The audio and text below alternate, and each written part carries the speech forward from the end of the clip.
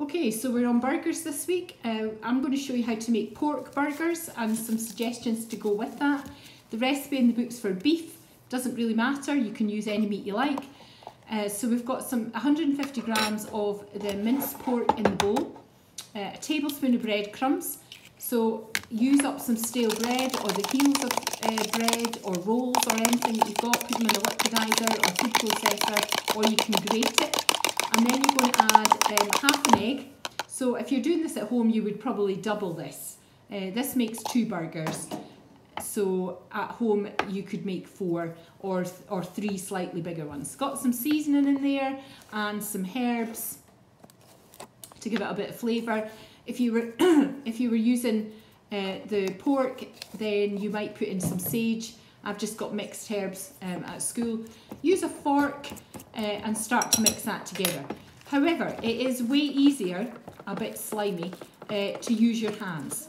Okay, you get it much more mixed and it takes less time. Okay, so I'm just mixing that with my hands. However, the important thing is that you don't touch anything after that because you're using raw meat. So you want to give your hands a good wash before you start doing the next stage. So the next stage is the shaping, and I'm going to show you how to use a little burger press here. We've got them at school. They're not particularly expensive. I don't know if anybody's got them at home, but if you haven't, then obviously you would just shape them with your hands. This makes quite a neat job. They've got some little greaseproof circles that you put in the bottom and the top. Put the lid on, and then I just push that down. And you can see it makes quite a nice firm shape for the burger. So take the greaseproof paper off and then tip it onto your grill pan and take off the other piece of greaseproof paper. Okay, so you can see they're quite neat there.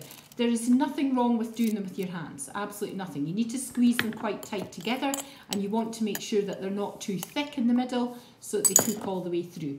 So the second one, got the little greaseproof disc in, and put one on the top, put the lid on, squeeze it down, and then put it on the grill pan.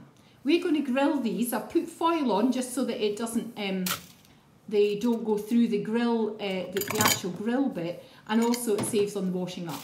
Okay, so I'm going to put these in the grill now, and I'm going to cook them until they're brown. Okay guys, I'm going to take them out the grill. They are nice and brown on the top, and I need to turn them over. So I'm just using a fish slice here to turn them. You can see the bit that's not cooked. Please remember to wash the fish slice once you've turned them over. It's been touching the raw meat, okay, and when you take them out the next time they'll be ready. You need to leave them in the grill until they're nice and brown and crispy on the other side. So once you've got them looking like that, then you can take them out of the grill and they're ready to go in the buns. So we're just going to cut the buns in half. Now, in order to avoid adding too much fat to this, we've grilled the burgers obviously, and any fat that's come out the pork has melted onto your tray. We're going to put some apple sauce onto the buns. Just pork and apple is quite a nice combination, so you can either use applesauce or you could grate some apple and put that on with a little bit of rocket or a little bit of spinach or some salad.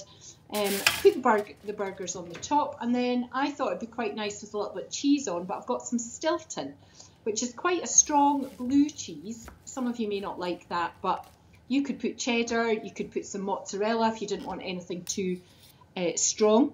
And you can, so I'm putting on top of the warm burger, and I'm just going to stick it under the grill for a few seconds, but you could put the cheese on just before the burgers are finished cooking, and it would melt on top of the burgers, which is quite nice. Okay, then you need to decide what else you're going to put in it. Remember, if you're trying to make this a meal for a teenager, how are we going to get some fruit and veg in there?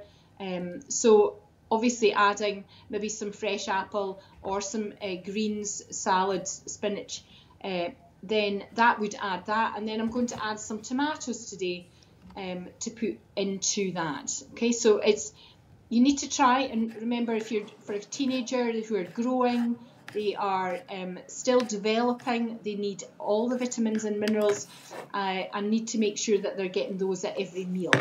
Okay, so my cheese is melted a little bit and I'm just going to put the tomatoes on the top and we are good to go. Enjoy.